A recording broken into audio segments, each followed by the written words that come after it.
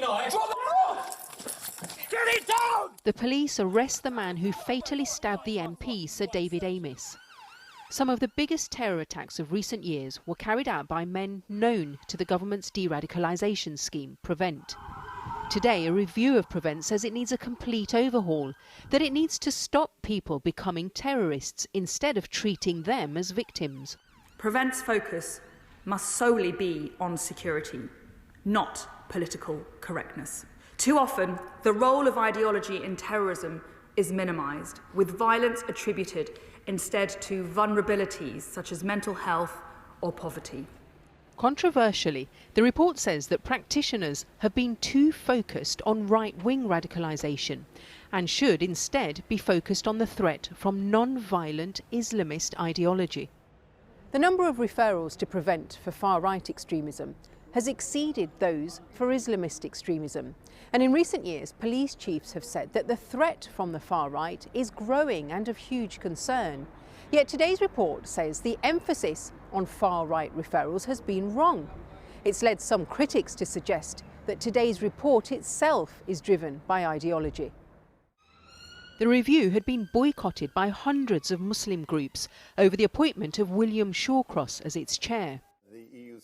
He's been criticised over previous remarks about Islam, remarks which he says were misrepresented. This is obviously very political.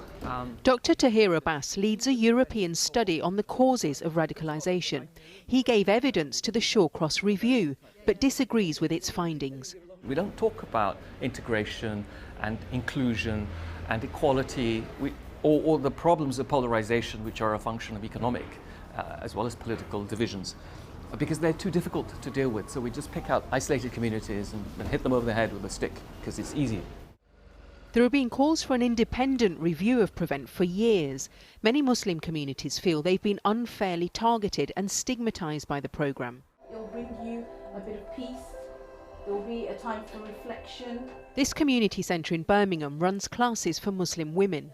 Several told me they've had negative experiences of PREVENT, including one woman whose neighbours were wrongly referred to the programme. We just heard that there's a raid in this house and we found out that the people were absolutely innocent, lovely people. It was just that they were religiously dressed. You can't have people being labelled as a terrorist when they're innocent.